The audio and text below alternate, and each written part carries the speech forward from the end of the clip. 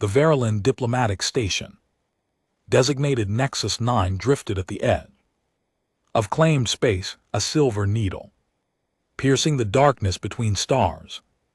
Ambassador Thrax had served there for 6 cycles, and in that time nothing truly unexpected had ever happened. Diplomacy was predictable. Species followed patterns, fear, ambition, greed. These were constants written into the biology of every thinking creature Thrax had encountered, until the scan alert screamed through the command deck. Unknown vessel emerging from fold space. The sensor officer reported its upper limbs trembling against the console. No transponder, no flight plan, no authorization from any Imperial registry. Thrax's mandibles clicked together in irritation rather than alarm. Pirates, probably, or some minor species trying to bypass customs. Standard interception protocol. Hail them and demand identification. The vessel materialized from the compressed dimension with none of the grace Imperial ships displayed. It was blocky, ugly. The hull looked welded together by someone who prioritized function over every other consideration. Scorch marks streaked its plating. Radiation warnings blinked near its engine housing. It was also completely unarmed. All channels open. The communications officer said, "They're responding."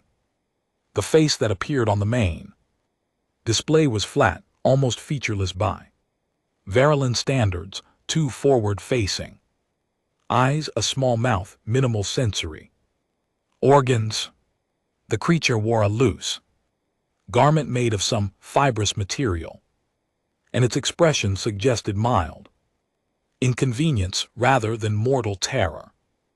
"This is the human vessel Last Chance," the being said, voice calm, requesting docking clearance and directions to the nearest commercial district. "We have cargo to offload and supplies to purchase."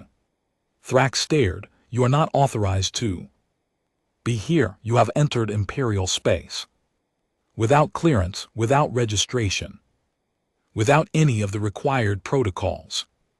You are in violation of 17 interstellar treaties." The human blinked.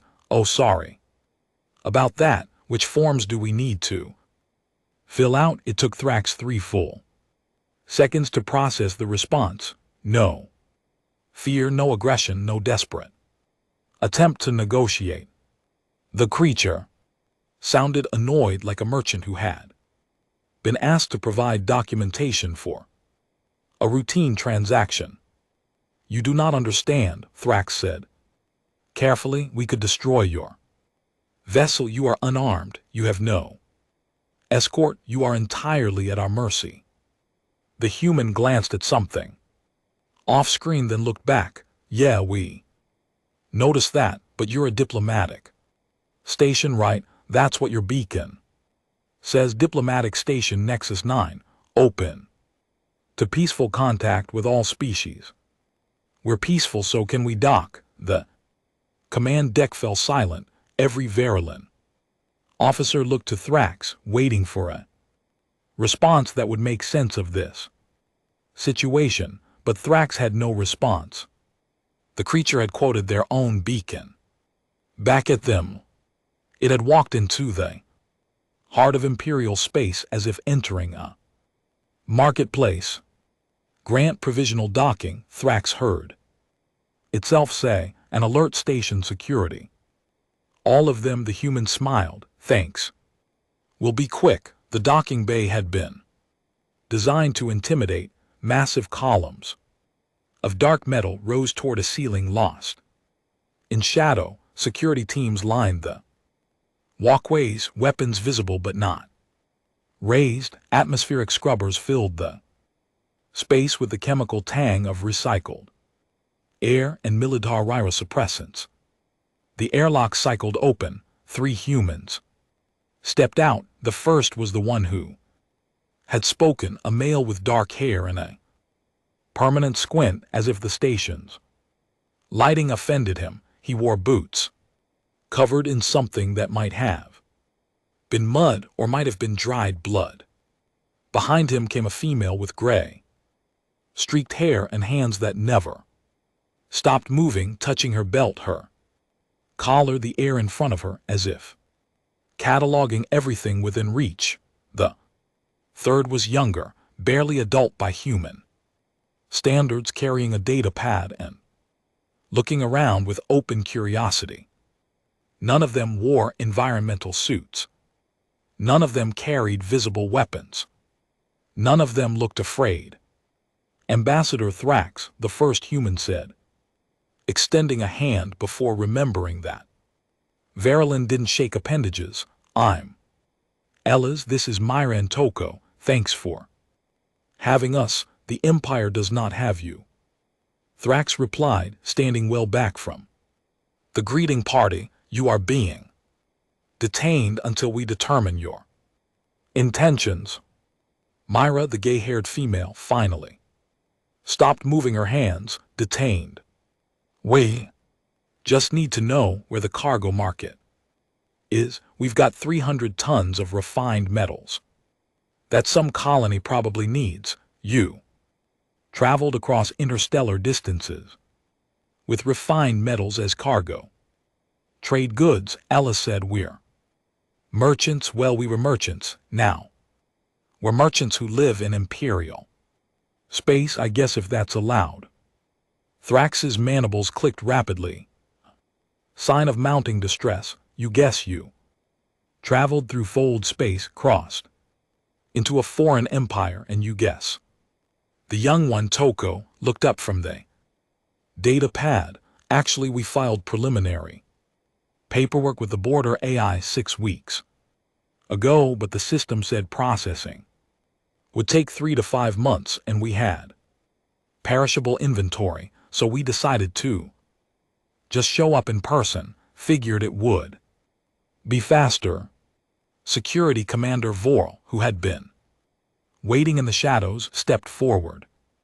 His species, the Kith, were bred for enforcement, 12 limbs, armored carapace, sensory organs that could detect lies from 50 m. They're lying. No species enters Imperial space without a plan. No species faces a security cordon without fear. Ella's looked at the Kith commander, then he looked at the 20 armed soldiers behind the commander. Then he looked back at Ella's own 2 companions. You guys see a plan? Ella's asked. Myra shook her head. Toko shrugged. We just want to sell our metal, Ilya said, and maybe buy some fuel cells, and if there's a decent restaurant near the docking bay, that would be great too. We've been eating ship rations for 11 days. Thrax felt something shift in its understanding of the galaxy. Snorts. These creatures weren't pretending. They weren't playing a deep game. They had simply arrived. Like wind, like weather, like something that had no concept of borders, because borders had never stopped them before.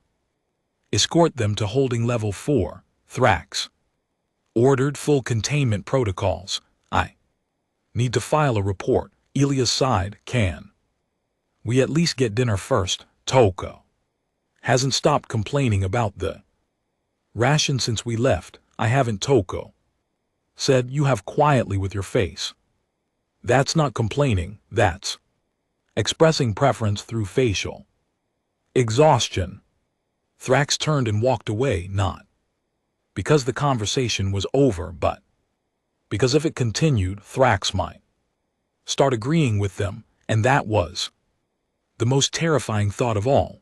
The report traveled faster than light. Thrax's message, encoded at the highest priority, cut through Imperial communication networks like a blade. It reached the sector governor within hours. The governor forwarded it to the Imperial Security Bureau within a day. Within 3 days, every major species in The Galactic Empire had at least some version of the story humans had arrived. They had walked onto Nexus 9. Like they owned it, they had asked for restaurant recommendations. And then things got worse. Ambassador. You need to see this. Thrax had been trying to sleep for the past 8 hours. Without success. Every time its eyes closed, it saw those flat human faces. Those calm voices, those hands that never stopped moving. Now it stood on the command deck again, watching a new report stream across the main display. Commercial registration, the sensor officer said, filed 4 days ago. A human named Elias Core has purchased a warehouse on the fringe colony of Vidian's Rest. Thrax's blood equivalent ran cold. Purchased from whom? From a Kith merchant who retired last cycle. The transaction was entirely legal. Currency exchanged, contracts signed. Witnesses present. That's impossible. The Kith don't sell to unknowns. They don't sell to anyone outside their bloodline. The censor officers trembling had returned. The Kith merchant is enthusiastic about the sale. He says the humans offered twice the market value and paid in refined metals. That tested at 99.7% purity. He's already recommended them to 3 other merchants. Thrax gripped the edge of the console. What else? 6 more humans arrived on a transport yesterday. They're not merchants. They claim to be agricultural specialists. They've already started negotiating with the Vidian's Rest Colonial Council about soil remediation techniques. Soil remediation.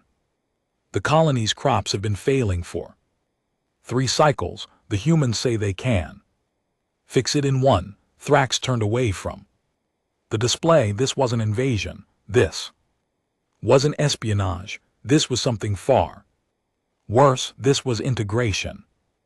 Across the Empire, similar reports accumulated. On the industrial world of Carax Forge, a human engineering team offered to redesign the planetary power grid. Offer was rejected politely by officials who had never seen a human before and didn't trust their forward-facing eyes. The humans thanked them for their time and left. 2 days later, a section of the grid failed catastrophically. The humans returned with portable generators and fixed the damage before the official repair crews could even arrive. On the agricultural moon of Green Harvest, human opened a restaurant, not a diplomatic facility, not a cultural exchange. A restaurant. It served food that no local species could digest. The humans ate there themselves, and somehow this drew crowds. Within a week, the restaurant was the most popular social venue on the moon, packed every night with aliens who came to watch the strange creatures consume things that should have been toxic. On the military outpost of Threshold Station, a human asked to join the maintenance crew. The commander laughed. The human asked again. The commander explained that maintenance work required security clearance, background checks, and physical exams that no outsider had ever passed. The human nodded, thanked the commander for his time, and left. 3 days later, the station's waste recycling system broke down. No one could fix it. The human returned, fixed it in 20 minutes, and walked away without asking for payment. The Empire's intelligence networks went into overdrive. Every major species had a theory. The diplomatic species believed humans were attempting cultural subversion through economic integration. The militaristic species believed humans were gathering intelligence for a future invasion. The Paranoid species believed humans were agents of some unknown power sent to destabilize the empire from within. None of the theories matched the available evidence. Humans weren't stealing military secrets, they weren't forming political alliances, they weren't even asking about the empire's defenses or vulnerabilities. They were just living. The old archives might have something, HFY said during an emergency council session. Other species have encountered humans before. There are records, then bring them, council leader Merce said, its voice sharp with frustration. Every cycle we waste on speculation is a cycle they use to entrench themselves further. Vel hesitated. The records are restricted by species far older than us, by empires that no longer exist. Then unrestrict them, or are you telling me the Imperial Council does not have authority over its own archives? The authority exists, Vel said carefully. The question is whether you want to know the answer. The council chamber fell silent. 30 representatives from 17 species stared at the archivist. Some of them, the oldest ones, the ones who remembered the old stories, had already started to look afraid.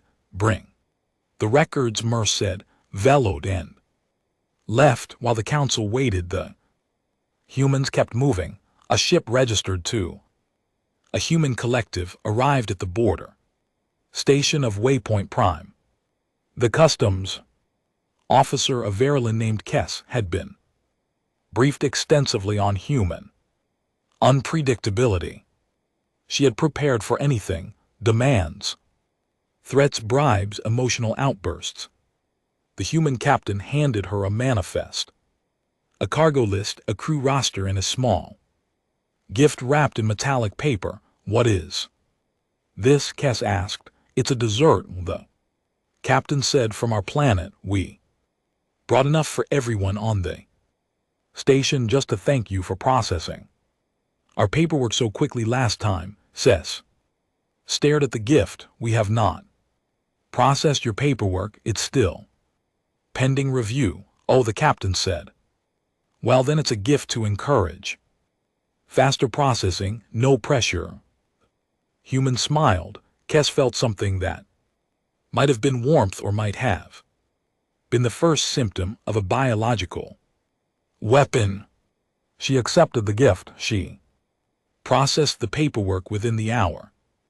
The humans docked. They traded. They left, and everywhere they went they left behind the same thing: confusion, fear, and the growing suspicion that maybe, just maybe, the humans weren't the threat everyone assumed, which made them even more terrifying.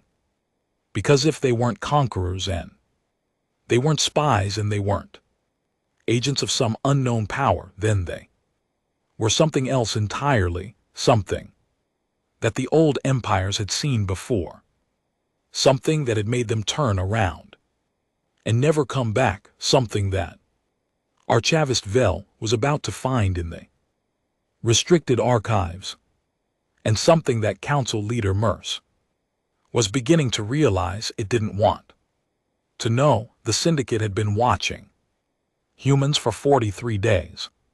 Their covert observation vessel, the Silent Eye, drifted through contested space at the edge of Imperial jurisdiction. Commander Yix of the Syndicate Intelligence Corps had received explicit orders: observe human behavior, document tactical vulnerabilities, and under no circumstances initiate contact. The humans had no idea they were being watched, or so Yix believed, until the human freighter changed course. Report, Yix said, manabable tight. The sensor officer's display showed the human vessel, a blocky, ugly thing, designated generous heart, turning directly toward the Silent Eyes. Position, not an intercept course, not a collision vector, A perfect calculated approach that would bring the two ships within visual range in 11 minutes. They can't see us, the sensor officer said. Our stealth systems are active. No ship in the Empire can detect us at this range. The human freighter continued its approach. Yix felt something it hadn't felt in 30 cycles of intelligence work, uncertainty. The humans shouldn't be able to see the silent eye. The Syndicate stealth technology was generations ahead of anything commercially available, and yet the freighter was coming straight toward them with the confidence of a predator that had already marked its prey. Hold position, Yix ordered. Maintain stealth. Do not respond to any transmission. The humans didn't transmit. They didn't hail. They didn't do anything except approach until the silent eye could see their hole markings without magnification. Then the human vessel stopped and waited. For 6 hours nothing happened. The silent eye floated in the darkness, its crew alternating between terror and boredom. The human freighter remained stationary, close enough to destroy with a single volley, close enough that Yix could see the scorch marks on its plating and the handwritten warnings. Near its airlock, no transmission came. No challenge, no demand for surrender. Just waiting. Commander, the sensor officer said, voice tight. Pirate vessels, 3 of them emerging from the asteroid field. Yix's blood equivalent chilled. The Syndicate had chosen this sector specifically because of its low pirate activity, but the reports had been wrong, or the pirates had gotten bolder, or something else entirely was happening. The 3 vessels, mismatched, heavily armed, crewed by the dregs of a dozen species, accelerated toward the silent eye, not toward the human freighter, toward the Syndicate ship. They had detected the silent eye. Of course they had. The Syndicate stealth systems were designed to evade Imperial military sensors, not the crew detection arrays of pirates. And now Yix's vessel, packed with intelligence data and crewed by analysts rather than soldiers, was about to become a prize. Evasive maneuvers, Yix said.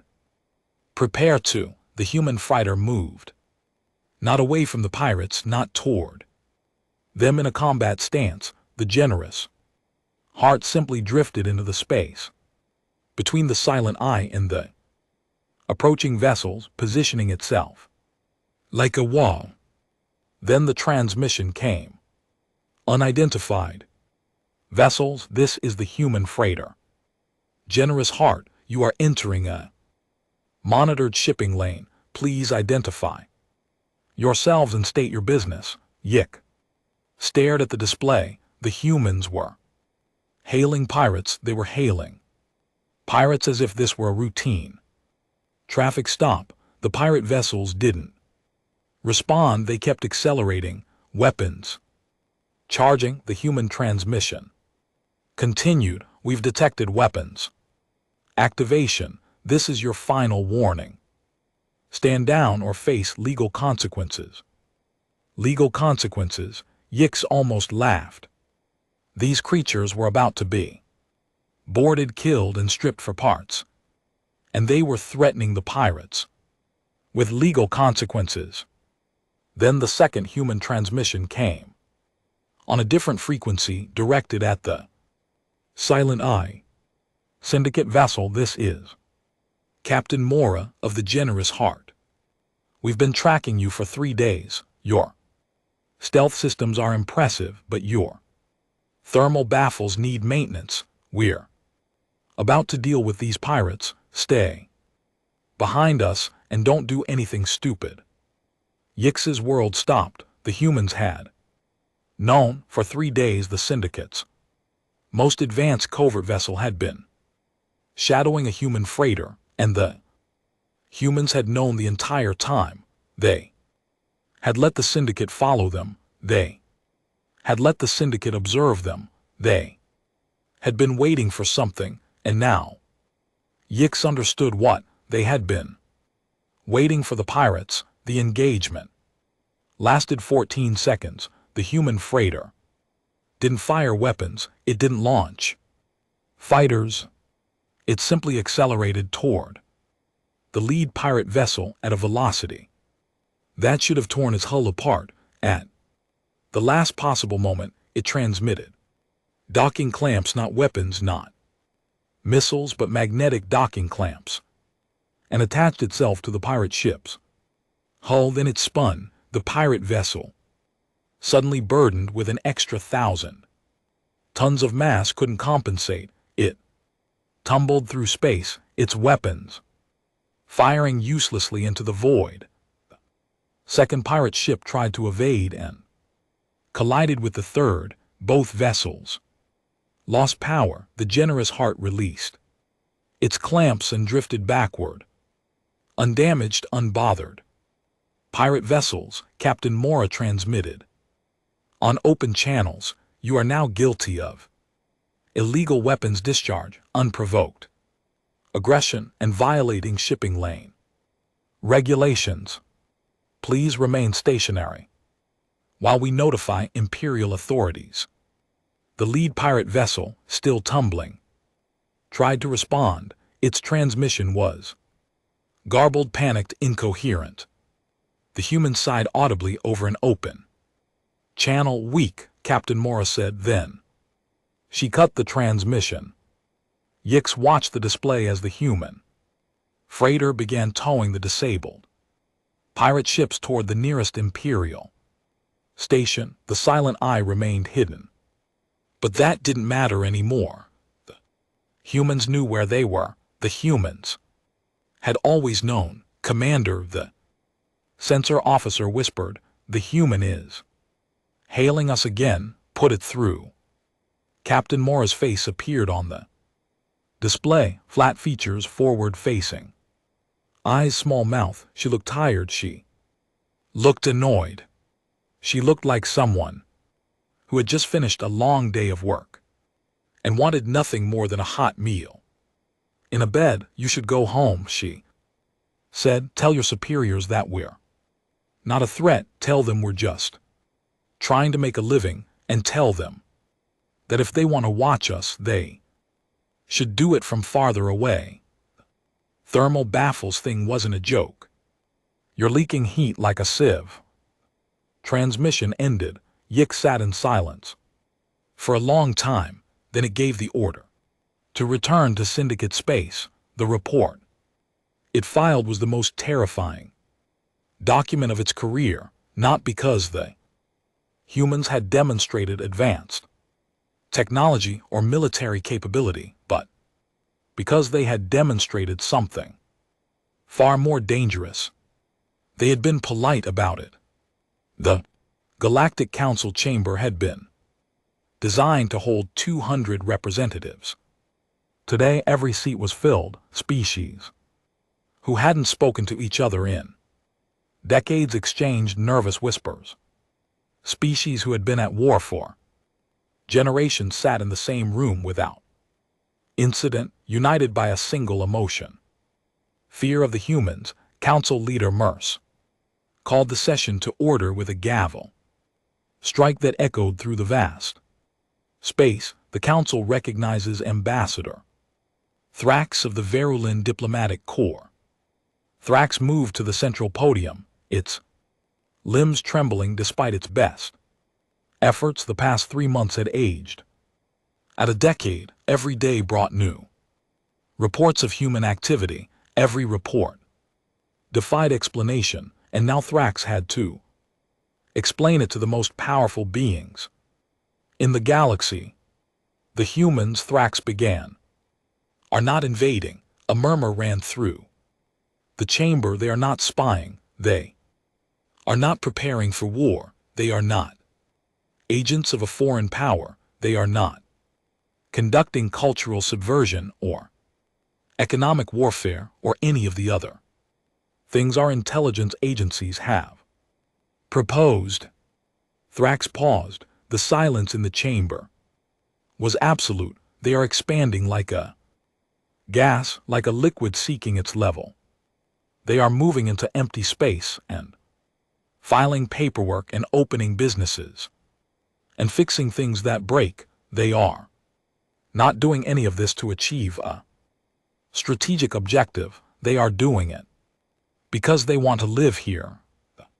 Representative from the Krell Empire, a species known for its military prowess and disdain for diplomacy, rose from its seat. You expect us to believe that a species capable of interstellar travel has no strategic objectives, that they cross the darkness between stars on a whim? Thrax returned to face the Krell. Representative, I expect you to believe what the evidence shows, and the evidence shows that humans do not think the way we think. They do not plan the way we plan. They do not fear the way we fear. Then how do they think? Someone shouted from the back of the chamber. Thrax had been waiting for that question. It activated the main display, showing footage from Nexus 9, the three humans, Ella's Myra Toko, walking through the diplomatic station as if they belonged there, smiling at armed guards asking about restaurants.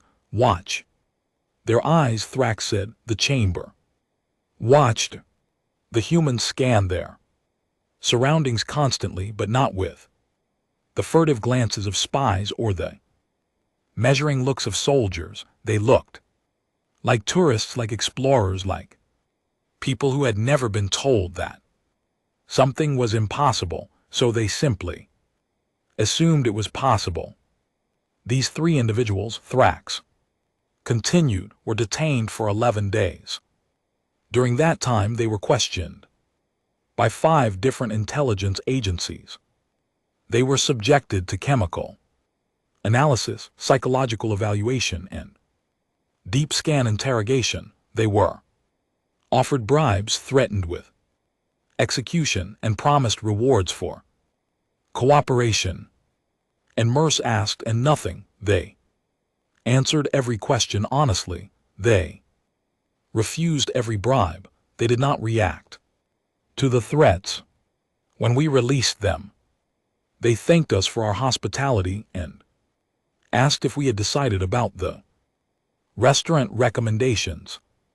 The chamber erupted. Representatives shouted over each other, demanding explanations, demanding action, demanding something that would make sense of the nonsense Thrax was describing.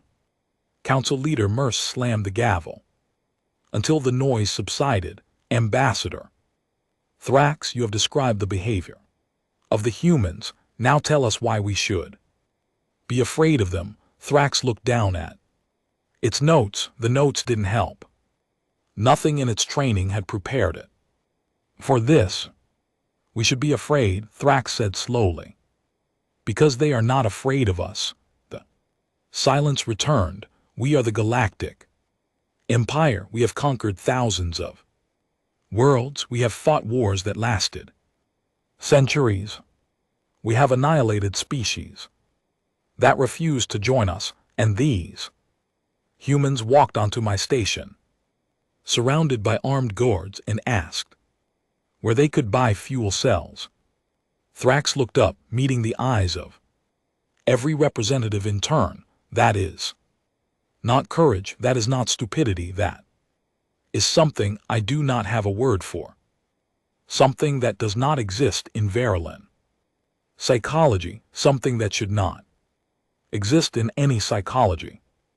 The door at the back of the chamber opened. A human walked in. She was small by the standards of most species, compact, efficient, with gray streaked hair pulled back from a face that showed no expression. She wore simple clothing, nothing that suggested diplomatic status or military rank. A data pad hung from her belt. Her hands were still.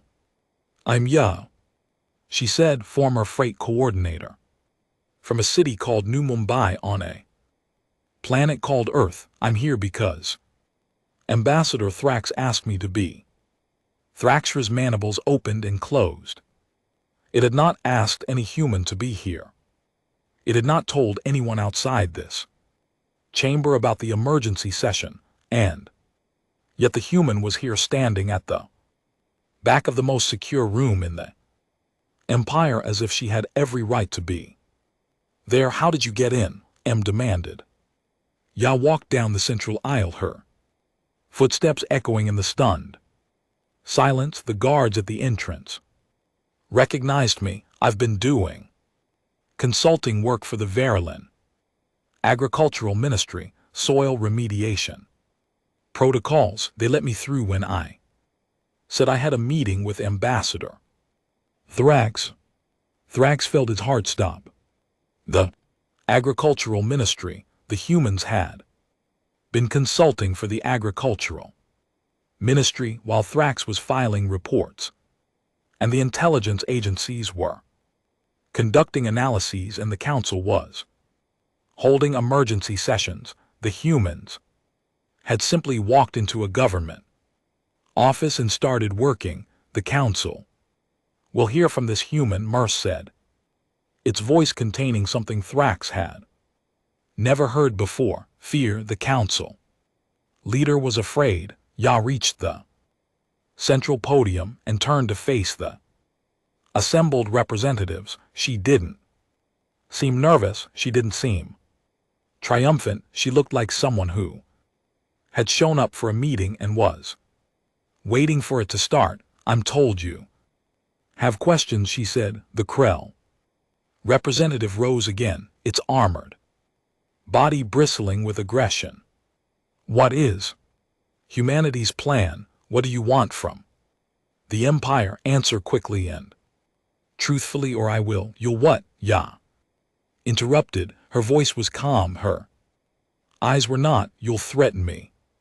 You'll have me killed. You'll declare war on a species you've never fought before. The Krello representative stopped. Ya waited. We don't have a plan, she said finally.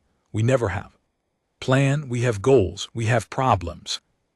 We have people who need things, and we solve the problems and get the things and move on to the next problem. That's all we've ever done.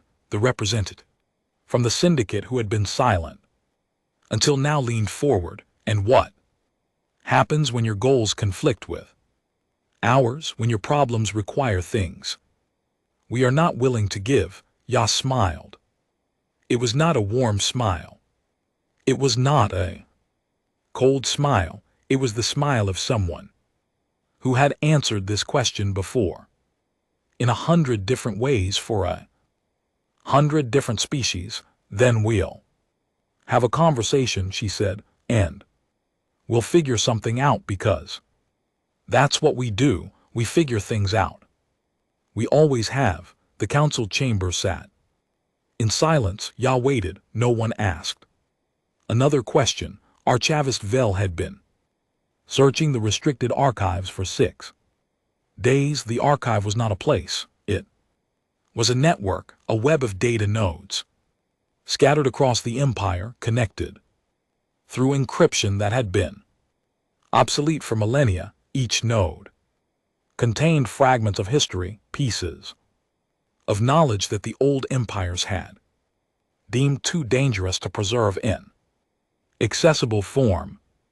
Vel had access to all of it, and what Vel was finding made its skin want to crawl off its body. Council leader, you need to see this. Merce had been waiting in the council's private chamber alone for hours. The emergency session had ended in chaos. Ya the human had left without answering any real questions, and the representatives had dispersed to consult with their governments, and Merce was left with the growing certainty that something fundamental had changed in the galaxy. Show me, Merce said. Vel's face appeared on the display. The archivist looked terrible, eyes sunken, limbs trembling. The unmistakable signs of someone who had not slept in far too long. Humans have been encountered before, Vel said. Not by us, by species that predate us. By empires that fell before our ancestors learned to walk. How many encounters? Vel hesitated. 17 that we know of. The records are incomplete. Some of the nodes have degraded beyond recovery, but 17 confirmed encounters across a period of approximately 300,000 cycles. MS felt something cold settle in its stomach. And what happened in these encounters? Did the old empires conquer humanity, enslave them, destroy them?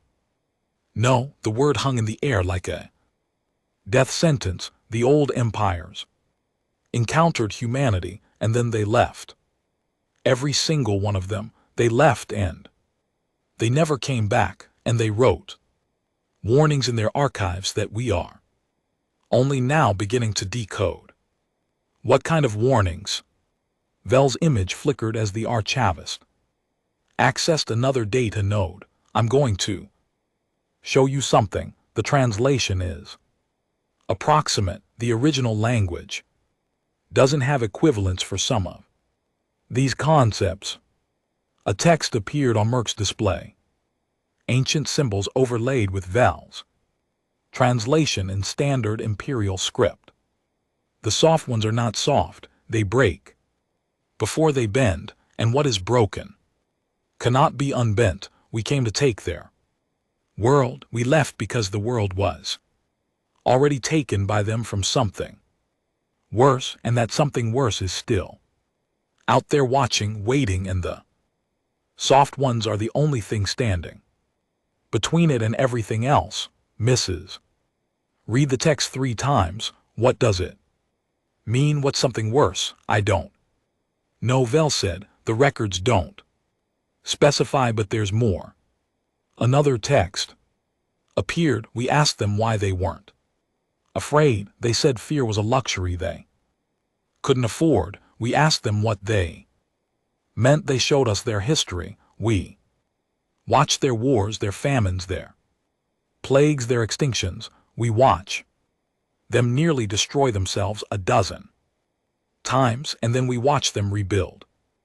Every time, every single time. They are not the strongest species. They are not the smartest, but they are the most persistent, and persistence in the end is the only thing that matters. M leaned back in its seat. The cold feeling had spread from its stomach to its limbs to its thoughts. Keep going, Merce said. Vel nodded. There's a pattern in all the encounters. The old empire saw something in humanity, something that made them retreat, something that made them right. Warnings that have lasted for 300,000 cycles. What I think, Vel said carefully, it's what the human Ya said. They figure things out. They don't have plans. They have problems, and they solve the problems, whatever the problems are. However, many of them die in the process. Vel's image flickered again. When it returned, the archivist looked even worse than before. Council leader, there's one more record. From the oldest node, the one that predates everything else. The translation is almost impossible, but I think I've got the basic meaning. Show me. The text that appeared was different from the others, older, more fragmented. The words seemed to shift as Merce read them, as if the language itself was resisting translation. Do not engage. Do not negotiate. Do not provoke. Do not assist. Do not hinder. Do not approach. Do not retreat. Just let them be. Whatever they become, whatever they do, it is not our problem. Let them spread. Let them grow. Let them fill the galaxy, because if we try to stop them, we will become their problem. And they solve problems. They solve all of them eventually. M sat in silence for a long time. Archivist Velmers said finally, delete. These records, Council Leader, delete. Them burn the nodes, scrub the encryption. I want no evidence that these records ever existed. But why the knowledge could be, the knowledge could get us killed, Merce interrupted. The old empires left warnings because they were afraid not of the humans, of what the humans might attract, of what the humans might become. And if we know about it, we might do something stupid, we might try to prepare, we might try to fight, and the records say explicitly that fighting is the worst possible option. Vel's face contorted with conflicting emotions. You're asking me to destroy history. I'm asking you to protect the future. A long pause, then Vel nodded. The transmission ended. M sat alone in the darkness, thinking about soft creatures who broke before they bent, about something worse that was still out there, about a species that solved problems so thoroughly that 300,000 cycles of galactic empires had decided it was safer to just leave them alone. And then Merce thought about the Krell. The Krell Empire had never encountered humans before. The Krell were militaristic, aggressive, expansionist. The Krell had spent the past century chafing under the Galactic Council's restrictions on conquest. The Krell were going to do something stupid. Merce was certain of it, and Merce was equally certain that when the Kree did something stupid, the humans would solve the problem in whatever way humans solved problems. Merce activated its communicator. Get me the Krell military command. Priority channel emergency.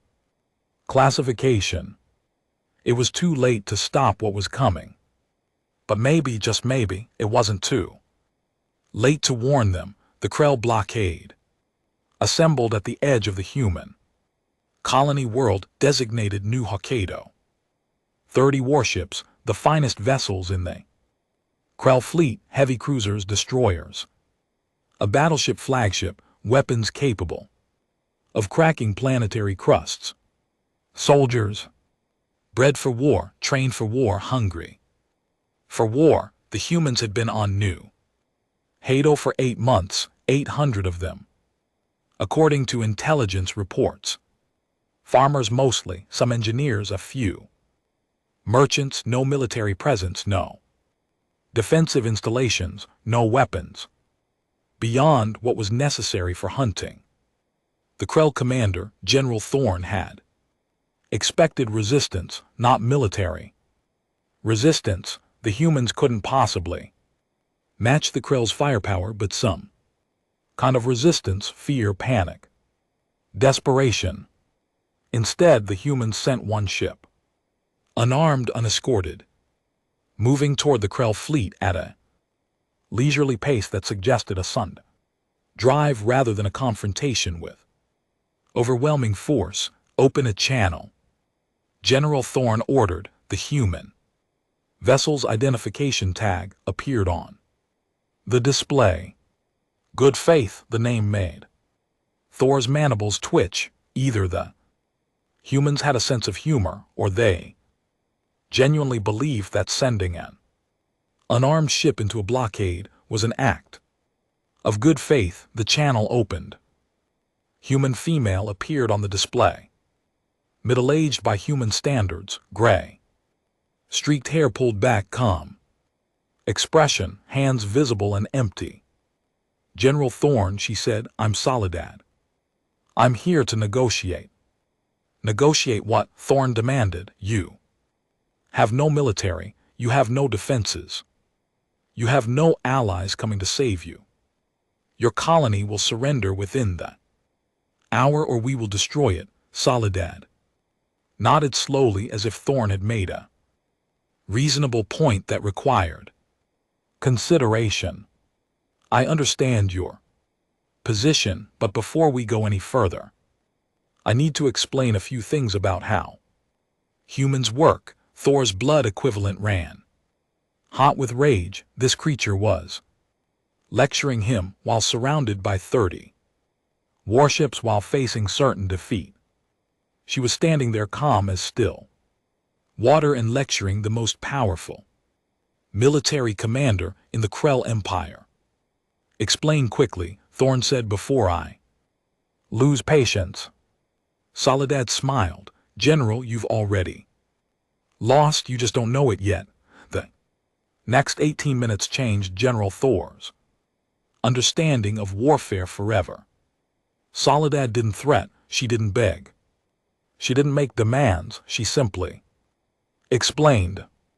Your fleet is positioned at coordinates that leave you vulnerable to a gravitational slingshot from the colony's moon.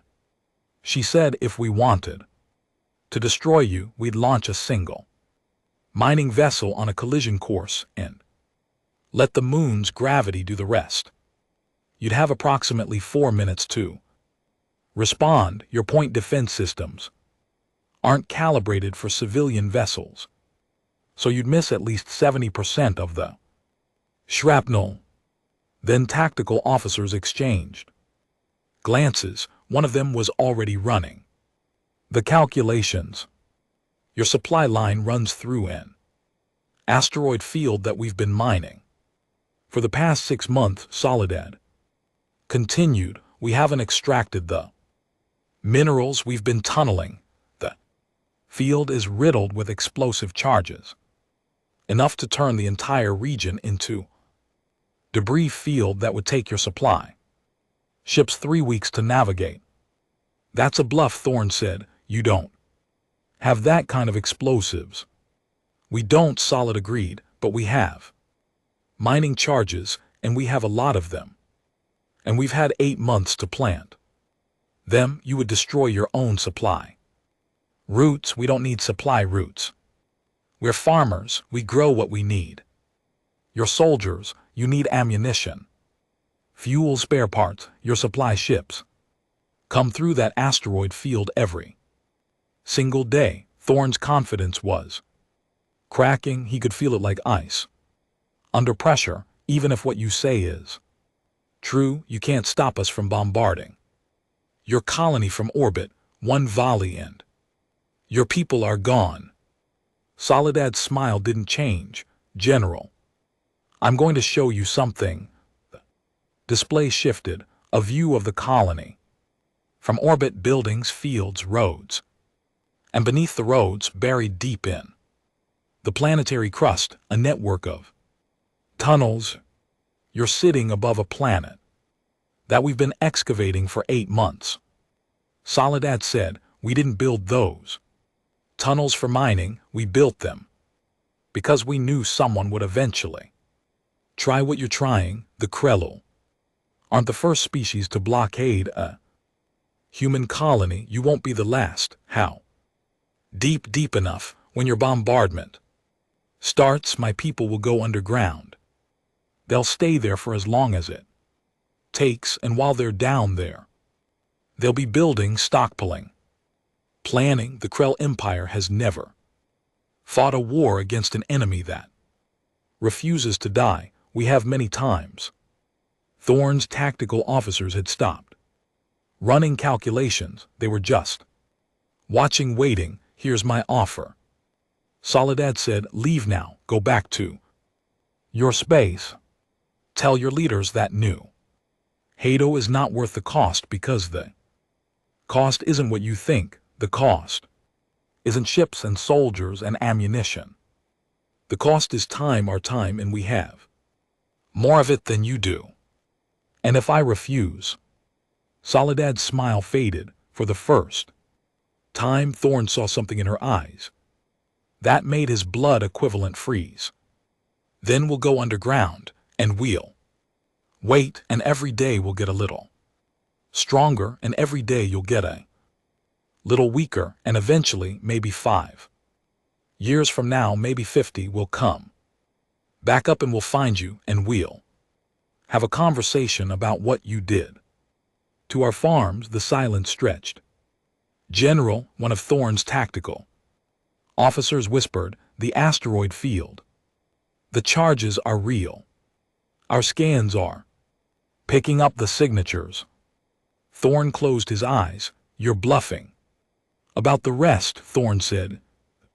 Gravitational slingshot, the tunnels. The history of blockades, some of it is true, but some of it is bluff, Soledad shrugged. Maybe not. Do you want to find out? No one spoke. Do you want to find out? Soledad asked again. Because I'm willing to find out. That's the difference between us, General. Willing to risk your ships. I'm willing to risk everything. The Krell fleet withdrew 20 minutes later, General. Thorne filed a report that would haunt the Krell military command for generations. He described a species that didn't negotiate from fear, didn't posture or threaten, didn't do any of the things that sane species did when faced with overwhelming force. He described a species that simply refused to lose. His superiors called him a coward. They demanded he return to the colony and finish the job. He refused. They relieved him of command. They sent a new general with a new fleet and new orders. The humans were already gone, not defeated, not destroyed, just gone into the tunnels, into the darkness, waiting. The new general sat in orbit for 3 months. His sensors couldn't penetrate the planetary crust. His ground forces couldn't enter the tunnels without risking ambush. His supplies dwindled. His soldiers grew restless. And every day at exactly the same time, a transmission emerged from the planet's surface, a single sentence broadcast on all frequencies. We're still here. After 3 months, the new general withdrew. The humans emerged from their tunnels. They rebuilt their farms, they repaired their buildings, and they went back to work as if nothing had happened. The Empire watched in stunned silence. And Archivist Vel, who had been monitoring the situation from a secure location, understood at last what the old records had meant. Humans didn't win by being stronger, they won by being impossible to discourage, impossible to intimidate, impossible to stop. They just kept going and going and going. Truth came out slowly, the way blood seeps from a wound that refuses to close. After the Krell withdrawal, the Empire's intelligence agencies redoubled their efforts. They intercepted communications, analyzed financial records, traced the movements of every human in Imperial space. What they found was not a conspiracy. It was a history, humanity's history. The records were fragmented, pulled from 1,000 different sources, translated through 100 different filters, but the shape of the story was unmistakable. And it was horrifying. Earth, it turned out, was not a paradise. It was not a garden world or a cradle of civilization or any of the things species like to believe about their home worlds. Earth was a nightmare. The humans had evolved on a planet that tried to kill them every single day. Extreme temperatures, toxic atmosphere in some regions, predators that saw humans as prey, diseases that attacked every organ system, natural disasters that could level cities, and that was before they developed weapons. The humans had fought each other for their entire history. They had fought each other, wars that lasted generations, conflicts that killed millions, genocides, atrocities, acts of cruelty so profound that the old empires had refused to document them. But here was the detail that made Archivist Vel stop breathing. The humans had stopped. Not the fighting, not completely, but The worst of it, the self-destruction. The senseless killing. They had looked at the abyss and decided collectively that they didn't want to fall in, and then they had spent centuries climbing back from the edge. They had built hospitals and schools and libraries. They had created art and music and literature. They had reached for the stars not because they wanted to conquer, but because they wanted to see what was out there. And when they reached the stars, they found something waiting. The old enemies, Vel whispered, staring at a translation that had taken 3 weeks to complete. The ones the records mentioned, the something worse. The translation was incomplete, but the fragments were enough. They came from beyond the galactic rim. They had no names, no forms, no languages that could be translated. They consumed everything. Not for resources, not for territory.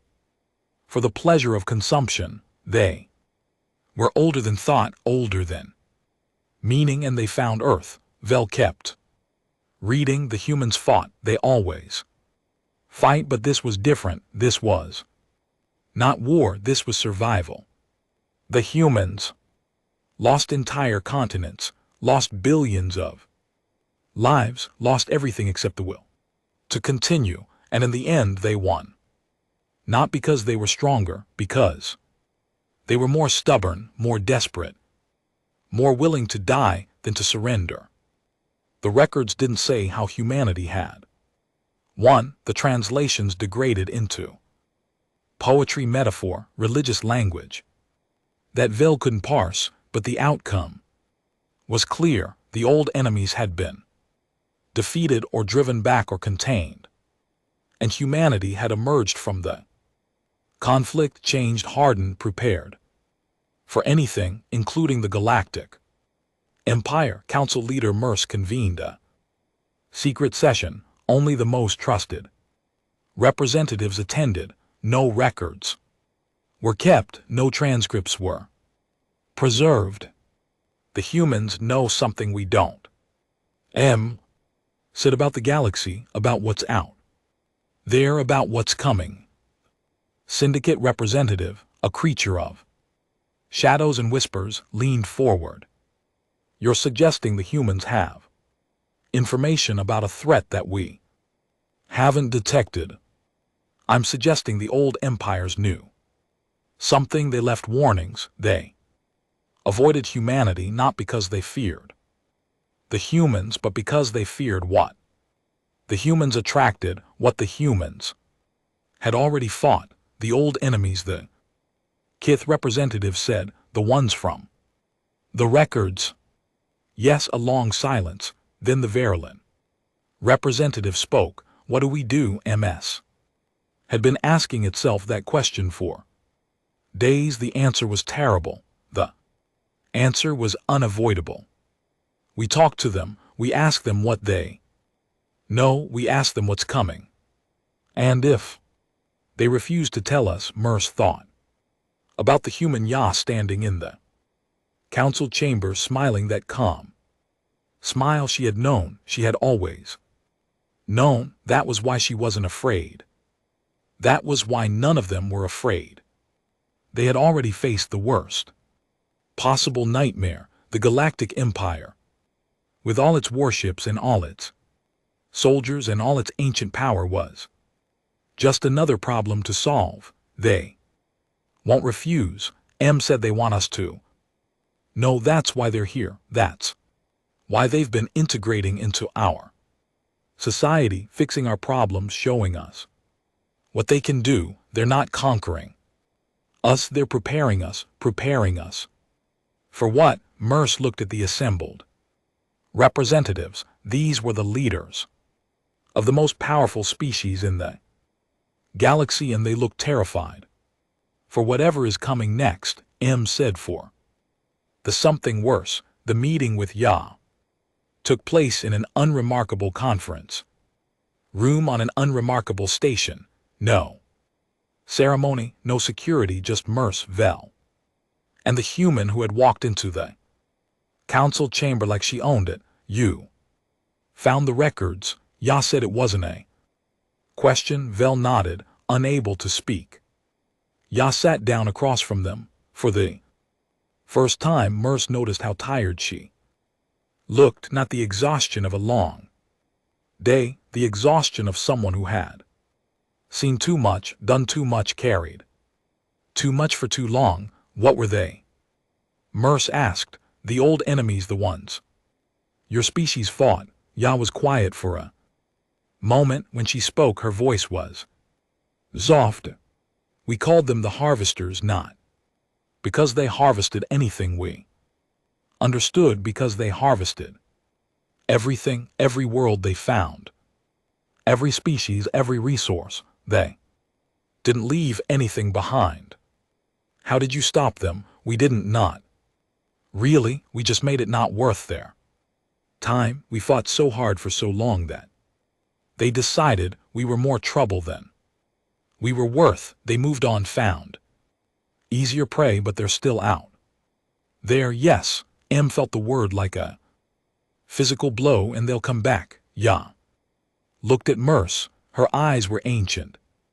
Not with age, with experience, with memory. They always come back. That's what they do. That's what they've always done. The old empires knew. That's why they left us alone, not because they were afraid of us, because they were afraid of what follows us. And now Ya smiled, the same calm smile, the same terrible calm. Now we're here in your space, living on your worlds, trading with your people, because when the harvesters come back, we want you to be ready. We want you to have a chance. Or, Vel said, finding its voice at last, you want us to fight your war for you.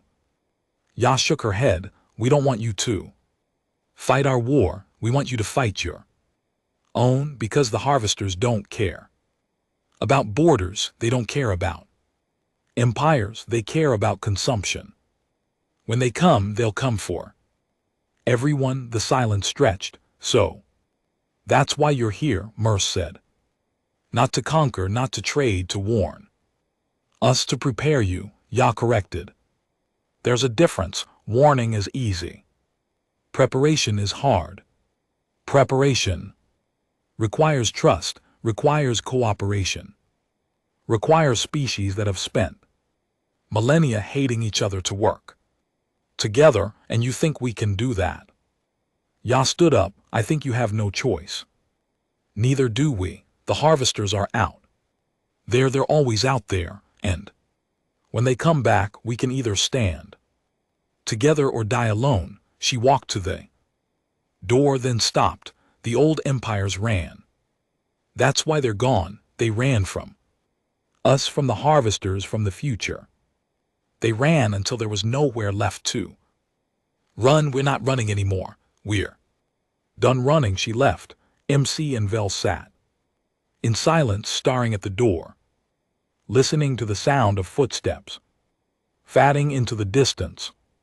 The something worse was coming, and the only thing standing between the galaxy and annihilation was a species that had already survived the unsurvivable, species that didn't know how to quit, species that had walked into the heart of the Galactic Empire like it was nothing, because compared to what they had faced before, it was nothing.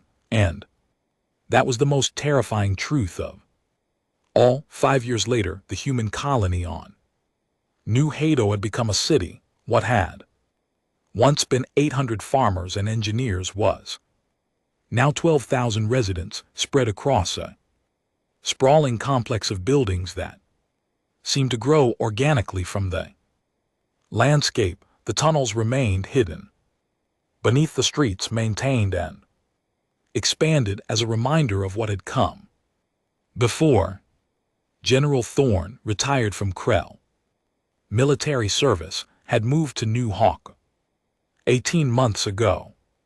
He ran a small import business, trading goods between human colonies and imperial worlds. His Neighbors knew what he had done. They didn't care. He had tried to destroy their home. Now he lived in it. That was how humans worked. You're brooding. Again, his human business partner said, dropping a data pad on his desk. We've got a shipment of medical supplies heading to the syndicate border. Need your signature.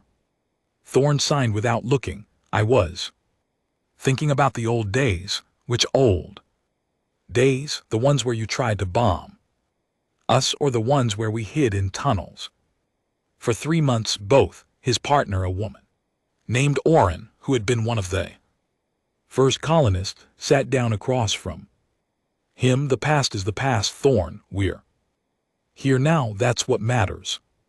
You humans and your obsession with the present. We have an obsession with survival. The present is where survival happens.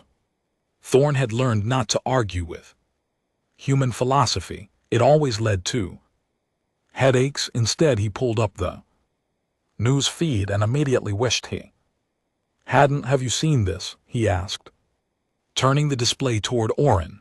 The headline was stark. Unknown vessels DC'd beyond galactic rim.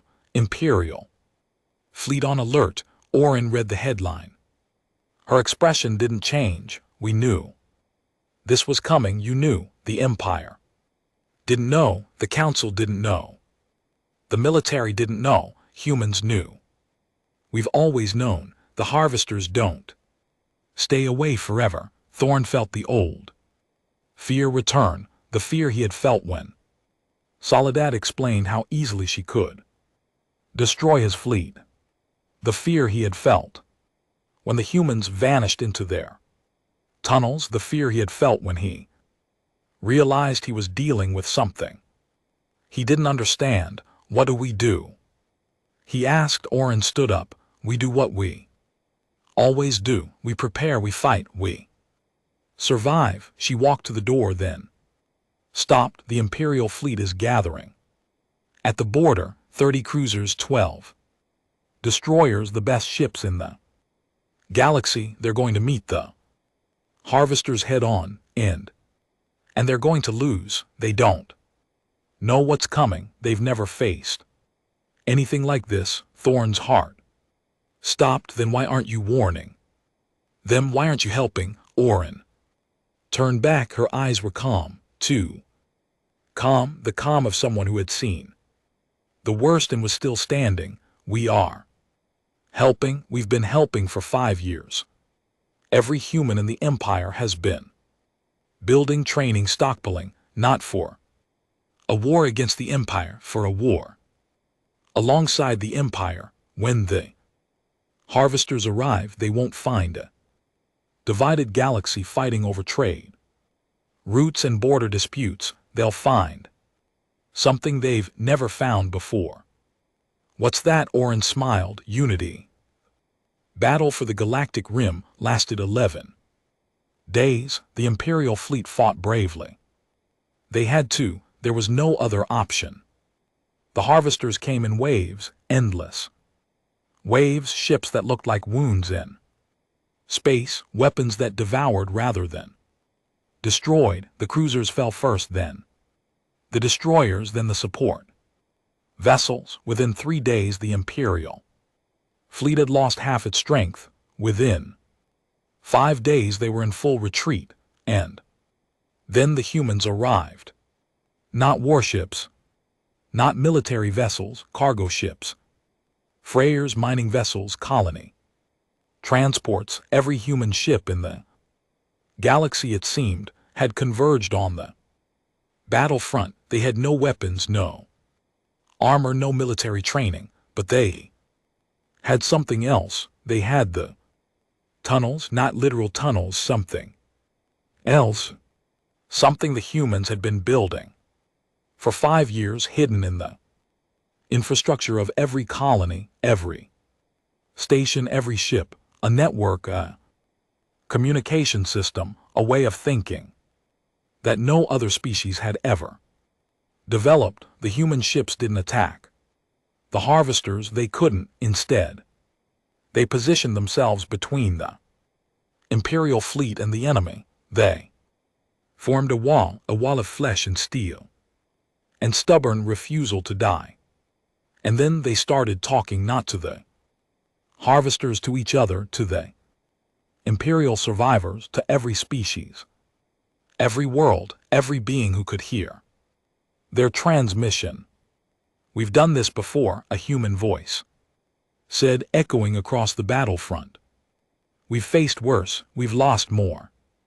We're still here. Stay behind us, watch, learn, and when we're done, help us rebuild." The harvesters paused for the first time in their ancient existence.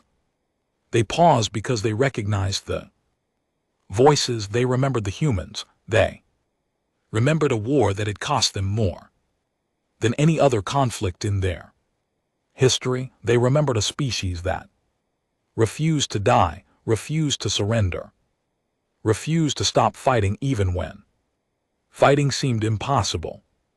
The human ships moved forward. The harvesters retreated. The war didn't end. That day it couldn't. The harvesters were too vast, too ancient, too hungry to be defeated by a single battle. But something changed. The humans had shown the galaxy what was possible. Not victory, not destruction, survival, cooperation, the willingness to stand together against something worse than any of them had ever faced. The Galactic Empire, for the first time in its history, changed. Not because it was conquered, not because it was threatened, because it was inspired. Humans were everywhere now, not as rulers, as partners. They ran shipping lines and mediated disputes and served on council committees. They fixed things that broke and grew food on barren worlds and smiled at species that had once tried to destroy them. The nervousness never fully faded, but it transformed into respect, into admiration, into something that looked from a distance like hope. General Thorne, retired, sat on his porch on New Kaido and watched the sun set. Orin sat beside him, sipping a drink that smelled of fermented grain and regret. They didn't speak. They didn't need to. "The harvesters will be back," Thorne said. "Finally." "Yes, and we'll fight them again." "Yes, and we'll win." Orin turned to look at him. Her eyes were tired. Her hands were still. Her smile was calm. "We'll survive," she said. "That's what we do. That's what we've always done. We survive, we rebuild, we keep going. And eventually, maybe not today, maybe not tomorrow, but eventually we make things better." Thorne nodded. He didn't understand humans. He probably never would, but he had stopped being afraid of them. He had started being afraid of what the galaxy would look like without them, and that, he realized, was the point. The humans hadn't conquered the empire. They hadn't needed to. They had simply walked in like it was normal and made themselves indispensable, made themselves necessary, made themselves the thing that everyone, even their former enemies, couldn't imagine living without. That was their power, not weapons, not technology, not military strategy, just a persistence, the refusal to stop, the refusal to give up, the refusal to die. And as the stars emerged overhead and the night began to fall, Thorne thought about the old records, the warnings, the ancient empires that had run from humanity and never returned. They hadn't been afraid of what humanity was. They had been afraid of what humanity represented, a future that didn't care about power or territory or ancient grudges, a future built on survival, on cooperation, on the simple, stubborn refusal to accept defeat. The harvesters would return. They always returned. But this time they would find something different, not a divided galaxy, not a collection of squabbling species, not easy prey. They would find humanity, and the species humanity had taught to stand. They would find a wall, and they would break against it like everyone else.